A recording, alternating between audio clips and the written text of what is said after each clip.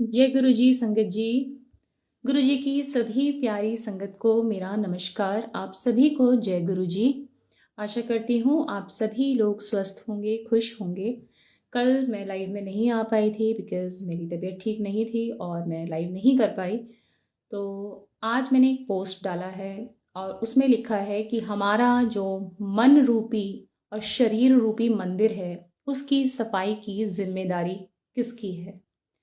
तो इससे मेरा ये तात्पर्य है संगत जी कि जब भी हम बचपन से लेकर आज तक किसी भी हम तीर्थ स्थान पे या मंदिर में कहीं भी जाते हैं, तो हम अपने जो चप्पलें हैं, अपने जूते हैं, वो साइड में बाहर निकाल कर जाते हैं। इसके पीछे क्या रीज़न होता है, हम ऐसा क्यों करते हैं। ऐसे ही अगर मैं एक एग्ज़ाम्पल लूँ कि मैं हरमिंदर साहिब गई और वहाँ पर मैंने जो मेरे जोड़े थे वो बाहर निकाले और फिर वहाँ पर वो पानी होता है जिसमें आप अपने पैर धोकर अंदर जाते हैं। तो ऐसा क्यों करते हैं, हम सबको पता है कि हम ऐसा इसलिए करते हैं ताकि बाहर की जो गंदगी है वो मंदिर के, गुरुद्वारे के अंदर ना जाए। तो बानी में संगत जी, हमारा जो शरीर है उसको भी हरमंदिर साहिब मंदिर की ही उपाधि दी गई है। हम कहते हैं ना, भगवान हमारे हृदय में है, गुरु जी हमारे हृदय में है। तो हमारा शरीर भी एक मंदिर जैसा ही है जिसकी सफाई का पूरा जिम्मेदारी जो है हमारे ऊपर है। और इसकी सफाई से हमारा क्या मतलब है। हम आजकल क्या कर रहे हैं, जंक्स खाते हैं और अपने शरीर को, हमारे शरीर रूपी मंदिर की सफाई पर ध्यान देते ही नहीं हैं, उसमें गंदगी भरते ही जा रहे हैं। वो हर चीज़ जो हमारे शरीर को नुकसान करती है वो हम उसमें भरते जा रहे हैं। और यहाँ पर सिर्फ बात शरीर की नहीं है, अगर हम मन की बात करें तो उस मन में भी विचार कैसे हैं।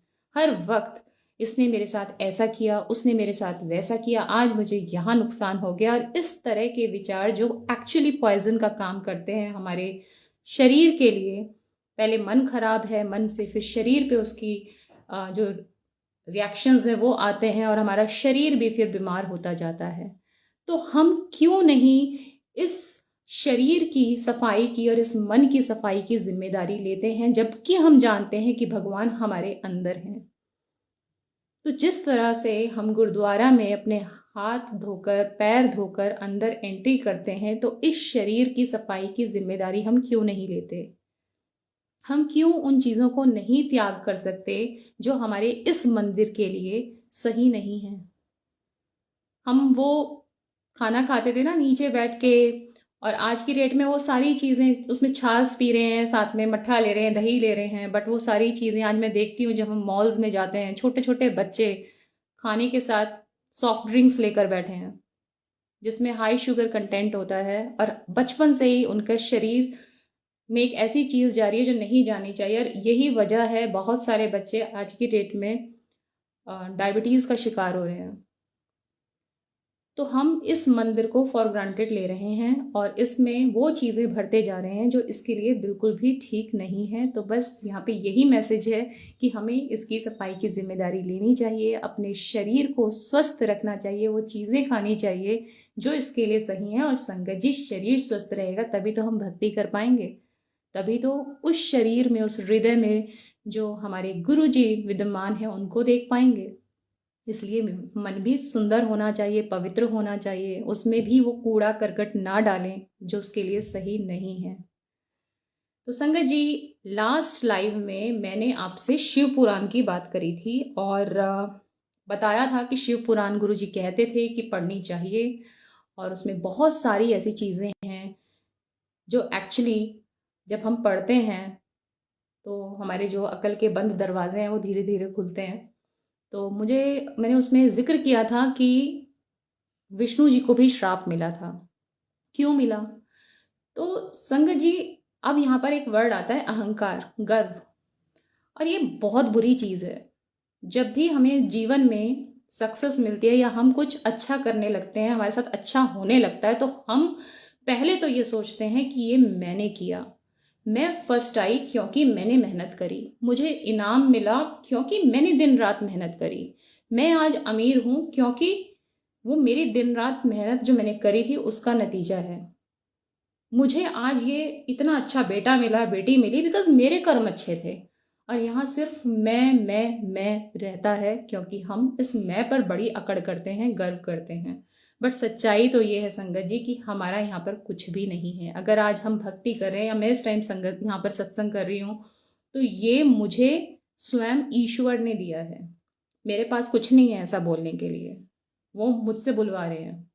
तो ऐसे ही जब हम हमारी ज़िंदगी में कुछ अच्छा होता है तो हम ग्रैटिट्यूड करने की बजाय हम प्राउड करने लगते हैं कि ये मैंने किया है। और ऐसे बहुत चीज़ें होती हैं, और काफ़ी मैंने लोगों को देखा है सामने बोलते, अरे मैं तो ये, मैं तो वो। तो वो चीज़ें सिर्फ हम मनुष्य नहीं करते हैं। हमारे जो शिव जी हैं, हमारे जो शंकर महाराज हैं, उनकी माया की तो क्या ही कहने हैं। तो ऐसा ही एक कथा है छोटी सी, जो मैं ब्रीफ में बताती हूँ बिकॉज़ वो बहुत सारे पेजेस उसमें हैं। और मोरल ऑफ द स्टोरी ये है कि शिव जी अहंकार को बिल्कुल पसंद नहीं करते हैं, और कोई भी भगवान। और उन्होंने जब यहाँ अहंकार हुआ तो किस तरह से सब कुछ रचा और कैसे क्या हुआ, तो बहुत छोटे से मैं उसमें बताती हूँ कि एक बार कुछ मुनि लोग सूत जी के पास आते हैं और बोलते हैं कि हमें शिव जी की कथा सुननी है। वो किस तरह से क्रीड़ा करते थे और किस तरह से वो लीलाएं रचते थे। तो सूत जी इस पर बताते हैं, जो भी मुनि वहां पर बैठे हुए थे, एक किस्सा जो नारद मुनि जी से रिलेटेड है। बहुत ही प्यारा सा है, आप सुनिएगा ध्यान लगाकर। तो होता क्या है संगत जी, नारद मुनि जी के मन में आता है कि मैं तपस्या करूं। तो ये मैं मन में आना, अब नारद मुनि जी कौन है हम सबको पता है, ब्रह्मा जी के पुत्र हैं नारद मुनि जी। तो उनके मन में आता है कि मैं तपस्या करता हूँ, और तपस्या करना ये उनके मन में इसलिए आया क्योंकि शिव जी ने डाला। अब वो उसके लिए हिमालय पर्वत पर जाते हैं और वहां उन्हें एक गुफा दिखाई देती है। गुफा बड़ी सुंदर सी थी, उसके आसपास से देव नदी गंगा बह रही थी, और उसके पास एक आश्रम था जो बहुत ही सारी फैसिलिटीज के साथ, सुख सुविधाओं के साथ वहां पर था। तो वो डिसाइड करते हैं कि ये तो बड़ा सुंदर सा आश्रम है, गंगा नदी बराबर में बह रही है, गुफा इतनी सुंदर सी है, तो मैं इसको यहीं पे ही तपस्या करने का बनाता हूं, मैं यहीं बैठ के तपस्या करूंगा। तो अब होता क्या है कि वो तपस्या करना शुरू कर देते हैं। अब जो भी तपस्या करता था, इंद्रदेव को प्रॉब्लम हो जाती थी। उन्हें तो बस ये लगता था कि ये तपस्या सिर्फ इसलिए कर रहा है, इसको तो मेरा राज्य लेना है। अब नारद मुनि को ऐसे तपस्या करते देखकर इंद्रदेव तो कांप गए। उन्होंने जाके कामदेव को कांटेक्ट किया, मैं अपने वर्ड्स में बता रही हूँ। तो कामदेव जी के पास वो जाते हैं, बोलते हैं कि भाई इनकी तो तपस्या भंग करो, नहीं तो ये तो मेरा राज्य हड़प लेंगे। कामदेव मान लेते हैं इंद्र जी की बात, और वो वसंत के साथ उस पर्टिकुलर गुफा के पास जाते हैं ताकि तपस्या को भंग कर सकें। अब क्या करें, तपस्या भंग करने के लिए जब वो जाते हैं तो कामदेव जी अपने बाण चलाते हैं, पर होता कुछ भी नहीं है, वो कुछ भी नहीं बिगाड़ पाते हैं। नारद मुनि जी अपनी कंटिन्यू तपस्या करते रहते हैं। उसके बाद वो वापस इंद्र जी के पास आते हैं, बताते हैं मैं तो कुछ कर ही नहीं पाया, मेरे तो बाण चल ही नहीं पाए, मैं तो विफल हो गया। और वो ऐसा करके चले जाते हैं। रीजन क्या था, रीजन एक्चुअली ये था कि कामदेव जी के बाण क्यों नहीं चल पाए, बिकॉज कुछ टाइम पहले, कुछ समय पहले उसी पर्टिकुलर गुफा में भगवान शिव ने वहां पर तपस्या की थी। जो काम शत्रु भगवान शिव जिन्हें हम कहते हैं, उन्होंने वहां तपस्या की थी, और वहीं उन्होंने मुनियों की तपस्या का नाश करने वाले कामदेव को शीघ्र ही भस्म कर डाला था। तो अब रति ने प्रार्थना करी शिव जी से कि जी कामदेव को आप वापस लेकर आइए। तो तब शिव जी ने बोला था कि ठीक है, वो कुछ समय के बाद जीवित तो हो जाएगा, लेकिन जो वो करता है ना, सारे मुनियों की तपस्या भंग करना है, वो नहीं कर पाएगा। तो बेसिकली ये सारा जो कामदेव नहीं कर पाए, वो शिवजी की वजह से नहीं कर पाए, बिकॉज उन्होंने तो उनको भस्म ही कर दिया था। अब होता क्या है कि नारद मुनि जी कंटिन्यूसली अपनी तपस्या करते रहते हैं, और जब तपस्या उन्हें लगता है खत्म हो गई है तो बड़े गर्व के साथ खड़े होते हैं और कहते हैं, अरे कामदेव आया था, मैंने तो उस पर विजय प्राप्त कर ली, वो तो मेरा कुछ कर ही नहीं पाया। अब ये बात वो सबको बताने चल रही है। तो ऐसा करके वो पहुंचते हैं सबसे पहले रुद्रदेव के पास, जो भगवान शंकर ही हैं, और उनके पास जाते हैं और सारा वृतांत बताते हैं कि देखिए जी, मैंने तो कामदेव को कुछ करने नहीं दिया, वो तो मेरी तपस्या भंग करने आए थे और वो तो कुछ कर ही नहीं पाए। तो अब क्या होता है कि रुद्रदेव जी उनको बोलते हैं कि बिकॉज उन्हें तो पता ही था कि ये मेरी माया से ही मोहित हो रहा है, वो इसलिए ये सारी बातें कर रहा है, तो वो बोलते हैं किसी को बताना मत ये बात, ये गुप्त रखने वाली बात है। और विष्णु को तो कभी भी मत बताना, बिकॉज उन्हें तो पता है रुद्रदेव को कि विष्णु तो भगवान शिव के इतने बड़े भक्त हैं, उन्हें तो सारी कहानी पता है और वो ये अहंकार सहन कर नहीं पाएंगे। पर नारद जी तो ठहरे नारद जी, वो वहां से आ जाते हैं, फिर ब्रह्मलोक में जाते हैं, अपने पापा को जाकर सारी बातें बताते हैं कि देखो जी, मैंने तो कामदेव पे विजय प्राप्त कर ली, वो तो मेरी तपस्या भंग नहीं कर पाया और मैंने तपस्या भी कर ली। ब्रह्मा जी कहते हैं पुत्र, वो समझाते हैं कि किसी और को मत बताना ये बात, क्योंकि उन्हें भी पता है कि ये शिव जी की माया से मोहित हो रहे हैं, पर वो उनकी भी नहीं सुनते हैं। और वो चले जाते हैं फाइनली विष्णु लोक में, जहां तो उन्हें स्पेसिफिकली मना किया गया था रुद्रदेव के द्वारा कि बिल्कुल भी मत जाना। अब वो जाते हैं विष्णु लोक में और वहां उन्हें पता ही होता है विष्णु जी महाराज को कि ये क्यों आया है, पर फिर भी वो गर्व से अपना सारा वृतांत बताते हैं कि कैसे उन्होंने, नारद जी ने जो कामदेव है उनका कुछ नहीं बिगाड़ पाए। और वो बोलते हैं कि जब मुझ पर आपकी कृपा है, नारद जी बोलते हैं विष्णु जी से कि जब मुझ पर आपकी कृपा है तब बेचारा कामदेव अपना क्या प्रभाव दिखा सकता था, और ऐसे कह के वो विचरने के लिए चले जाते हैं। अब होता क्या है, ये सब सुन तो लेते हैं विष्णु जी महाराज, तो अब श्री हरि क्या करते हैं, अपनी माया से प्रकट कर देते हैं एक नगरी, और उस नगरी को बहुत ही सुंदर बना देते हैं। और उसमें एक राजा होते हैं, राजा शील निधि के नाम से, जो बहुत ही ऐश्वर्यशाली राजा हैं, और उनकी एक बेटी है श्रीमती।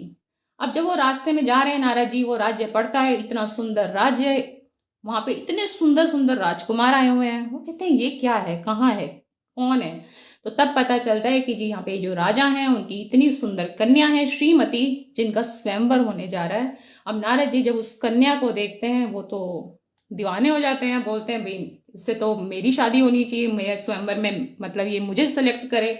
तो इसके लिए अब ये सब चीजें हो रही हैं मोह के कारण, माया के कारण, जो एक्चुअली शिवजी ने नारद जी पे डाली, उन्हें पता ही नहीं है वो कर क्या रहे हैं। और अब विष्णु जी ने ये सारा रचा। अब वो जाते हैं विष्णु जी के पास, बोलते हैं कि मैं तो एक राज्य में गया, शीलनिधि नामक एक राजा है, उनकी बेटी है, बिल्कुल लक्ष्मी जैसे सुंदर है, देव कन्या जैसी है, और मैं चाहता हूँ स्वयंवर में वो मुझे ही चुने, तो आप मुझे अपने जैसा सुंदर बना दो। विष्णु जी क्या करते हैं, नारद जी को वानर का मुंह लगा देते हैं, और उनका जो पूरा बॉडी होता है विष्णु जी वो अपने जैसा कर देते हैं। नारद जी को ये लग रहा है मैं तो विष्णु के जैसा सुंदर लग रहा हूँ, तो मुझे ही चुनेंगी वो स्वयंवर में जाके, अब मैं चल देता हूँ। अब वो जाते हैं स्वयंवर में जाकर बैठ जाते हैं। अब क्या होता है कि नारद जी के साथ दो शिवगण भी जाते हैं ब्राह्मण के रूप में उनकी रक्षा के लिए, जो रुद्र के ही पार्षद हैं। अब जो वानर वाला जो मुंह है ना, वो सिर्फ कुछ लोगों को दिखता है, दो वो शिवगण हैं उनको दिखता है, और जो श्रीमती स्वयंवर के लिए आती हैं उनको दिखता है। अब स्वयंवर होने जा रहा है, श्रीमती जी वहां आती हैं, अब वो देखती हैं नारद का मुंह तो वानर का लगा हुआ है, वो कुपित हो जाती हैं। अब उन्हें वहां पर कोई भी ऐसा दिखता ही नहीं है जिसके गले में वो माला डालें, और वो हार लेकर सेंटर में खड़ी रहती हैं। फिर क्या होता है, विष्णु जी आते हैं बहुत सुंदर सा अपना राजा का रूप धारण करके, और श्रीमती जी उनके गले में हार पहनाती हैं और उनके साथ चली जाती हैं। सब एक माया के तहत हो रहा है, बेसिकली वो लक्ष्मी ही माता ही है, और वो चली जाती हैं विष्णु जी के साथ। नारद जी को तो बहुत गुस्सा आता है। अब वो जो दो पार्षद हैं वो तो देख पा रहे हैं इनका मुंह बंदर का है, तो अब वो उनके ऊपर हंसी उड़ाते हैं कि अपना मुंह तो देख लेते एक बार। नारद जी को बड़ा गुस्सा आता है, जब वो अपना मुंह देखते हैं शीशे में तो वो देखते हैं कि एक्चुअली वो तो वानर का मुंह है, और विष्णु ने तो उनके साथ छल कपट कर दिया, और कन्या को वो शादी करके ले गए। तो नारद जी को बहुत गुस्सा आता है। तो सबसे पहले तो वो जो शिव गण थे उनको श्राप दे देते हैं। ठीक है, अब उनको क्या श्राप मिलता है कि भाई नारद जी उनको बोलते हैं कि तुम ब्राह्मण के वीर्य से उत्पन्न राक्षस हो जाओ, ब्राह्मण की संतान होने पर भी तुम्हारे आकार राक्षस के समान ही होंगे। तो ये श्राप तो मिलता है जो शिव पार्षद थे दो, जो ब्राह्मण के रूप में वहां उनकी रक्षा के लिए गए थे, उनको ये श्राप मिलता है। और उसके बाद तो वो गुस्से में जाते हैं बन बनाते हुए विष्णु लोक में, और विष्णु जी को तो क्या क्या नहीं सुनाते कि तुम तो छल कपट करते हो, तुम तो मायावी हो, अगर शंकर जी ने जहर अपने गले में नहीं रखा होता तो तुम्हारी तो ये सारी माया धरी की धरी रह जाती, बहुत कुछ, कि अब तक तो तुम्हें किसी शक्तिशाली या तेजस्वी पुरुष से पाला नहीं पड़ा है, ऐसे करके वो सुनाते हैं, इसलिए आज तक तुम निडर हुए पड़े हो, तो कहते हैं अब तुम देखो तुम्हारे साथ क्या होता है। और फिर नारद जी विष्णु जी को श्राप देते हैं। क्या श्राप देते हैं कि तुमने स्त्री के लिए मुझे व्याकुल किया है, तुम इसी तरह सबको मोह में डालते रहते हो। यह कपटपूर्ण कार्य करते हुए तुमने जिस स्वरूप से मुझे संयुक्त किया था उसी स्वरूप से तुम मनुष्य हो जाओ और स्त्री के वियोग का दुख भोगो। तुमने जिन वानरों के समान मेरा मुंह बनाया था वे ही उस समय तुम्हारे सहायक हों। तुम दूसरों को दुख देने वाले हो, अतः स्वयं भी तुम्हें स्त्री के वियोग का दुख प्राप्त हो। तो इस तरह से वो मोहित थे उस टाइम भी शिव की माया से, और उन्होंने विष्णु जी को ये श्राप दे दिया। और विष्णु जी को पता है ये सब कुछ शिव जी की मर्जी से हो रहा है। वो प्रसन्नता के साथ वो श्राप को एक्सेप्ट कर लेते हैं। जब ये श्राप हो जाते हैं पूरे, तो शिव जी अपनी माया को खींच लेते हैं। अब जो नारद मुनि हैं उनकी एक्चुअली बुद्धि आ जाती है कि मैंने ये क्या कर दिया। और वो तो नारद मुनि तो भगवान विष्णु के मतलब इतने बड़े भक्त थे, वो तो पैरों में गिर जाते हैं, रोते हैं और बोलते हैं महाराज विष्णु मेरे से ये सब क्या हो गया, आप ये जो श्राप है उसे विफल कर दीजिए। बट विष्णु जी को पता है वो सारा कुछ शिव जी के लिए ही हुआ है, तो वो उसको एक्सेप्ट करते हैं। और फिर वो बताते हैं कि नारद जी रो रहे हैं कि अब तो मैं नरक में जाके पड़ूंगा, मेरे से इतनी बड़ी गलती हो गई, मुझे नरक में जाने से बचा लीजिए। तो फिर विष्णु जी बताते हैं उनको उपाय कि किस तरह से वो शिव का पूजन करें, शिव जी की भक्ति करें और वो इस अपराध से या नरक में जाने से बच सकते हैं। अब आते हैं उन दो पार्षद पर जिनको श्राप मिला था नारद जी से, जिन्होंने बोला था कि राक्षस के रूप में पैदा होंगे। तो वो भी अब नारद जी के पास जाते हैं, कहते हैं हमें माफ कर दो, हमें हंसना नहीं चाहिए था आपके ऊपर, आप हमारा श्राप जो है वापस ले लो। तो अब इस पर नारद मुनि जी उनसे क्या कहते हैं कि मुनिवर विश्रवा के वीर्य से जन्म ग्रहण करके आप संपूर्ण दिशाओं में प्रसिद्ध कुंभकर्ण रावण राक्षस राज का पद प्राप्त करेंगे और बलवान वैभव से युक्त तथा परम प्रतापी होंगे। समस्त ब्रह्मांड के राजा होकर शिव भक्त एवं जितेंद्रिय होंगे और शिव के ही दूसरे स्वरूप श्री विष्णु के हाथों मृत्यु पाकर फिर अपने पद पर प्रतिष्ठित हो जाएंगे। तो संगत जी, मोरल ऑफ द स्टोरी ये है कि जब जन्म होने वाला होता है उससे पहले ही डिसाइड हो जाता है कि आप किस रूप में कहाँ पैदा होने वाले हैं। तो ऐसे ही नारद जी के श्राप की वजह से विष्णु महाराज अवतार लेकर आते हैं श्री राम जी का, और वही वानर उनकी मदद करते हैं, सीता जी से वो अलग रहते हैं, और यही शिव पार्षद रावण और कुंभकर्ण बन के आते हैं और फिर से विष्णु के द्वारा मृत्यु प्राप्त करते हैं। तो संगत जी, इस तरह से जो हमारे भोलेनाथ हैं, हमारे शिव जी हैं, वो अहंकार को तोड़ते हैं, अहंकार को नष्ट करने वाले हैं। तो अहंकार कभी भी नहीं करना चाहिए। अगर फिर विष्णु जी ने बताया भी नारद मुनि को ये सब इसलिए हुआ है क्योंकि तुमने रुद्र की बात नहीं मानी थी, और रुद्र जी ने क्या कहा था कि ये बात किसी को नहीं कहनी है, और विष्णु को तो बिल्कुल भी नहीं कहनी है। तो अगर कोई हम अपने आप को समर्पित कर देते हैं शिव जी की भक्ति में, तो हम उनकी माया के चक्रव्यूह में कभी फंसेंगे ही नहीं, क्योंकि शिव जी अपने भक्तों से, हमारे गुरु जी अपने भक्तों से बहुत प्यार करते हैं। तो इसलिए अहंकार से बचें, गर्व से बचें और नीवा होकर रहें, भक्ति में अपने आप को समर्पित कर दें। यही इसका सारांश है। और इसी मतलब कहने का मतलब ये है कि जब देवी देवताओं को अहंकार हो सकता है तो ऑफ कोर्स मनुष्य को तो बिल्कुल हो सकता है, और हमें इन सब चीज़ों से दूर रहना चाहिए और सेवा सिमरन से जुड़ें और नीवा होकर चले, अहंकार को त्यागें। ये एक छोटी सी कथा थी जो मैंने शिव पुराण से आपके सामने रखी। तो रखवाई मैंने नहीं रखी है, गुरु जी ने मुझसे बोला, बताया, उन्होंने मेरे दिमाग में डाला, तो मैंने ये आपके सामने रखी। और वैसे ये बहुत बड़ी है, मैंने कोशिश करी कि मैं कुछ थोड़ा सा आपके सामने रख पाऊँ। और शुरू में जो मैंने बोला था संगत जी, हमारा शरीर भी एक मंदिर है और हमारी पूरी जिम्मेदारी बनती है इसको साफ रखने की। तो अच्छा खाएं, स्वस्थ रहें और पॉजिटिव थॉट्स अपने मन में लाएं, पॉजिटिव लोगों के साथ रहें। जो लोग आपके लिए बुरा सोचते हैं, बुरा करते हैं, उनसे बिल्कुल दूर रहें, और वो ऑटोमेटिकली गुरुजी करवा ही देते हैं। बुरी चीज़ों से दूर कर देते हैं, बुरे लोगों से दूर कर देते हैं जो हमारे लिए सही नहीं होते। वो हमें धीरे धीरे पता चलता है।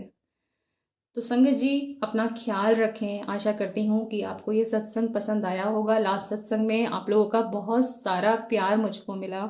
बहुत जब आप अच्छे कमेंट्स देते हैं तो मुझे अगले दिन आने की इच्छा होती है कि मैं फिर से कुछ नया लेकर आपके सामने जाऊं। और यही है आपका प्यार जो मुझे हर रोज़ यहाँ पर लेकर आता है। तो थैंक यू सो मच। गुरुजी आप सभी पर अपनी मेहर बनाकर रखें। आप लोग अपना ख्याल रखिए। फिर से एक नए सत्संग के साथ जल्दी मिलते हैं। Thank you so much. जय गुरु जी। शुक्राना गुरु जी।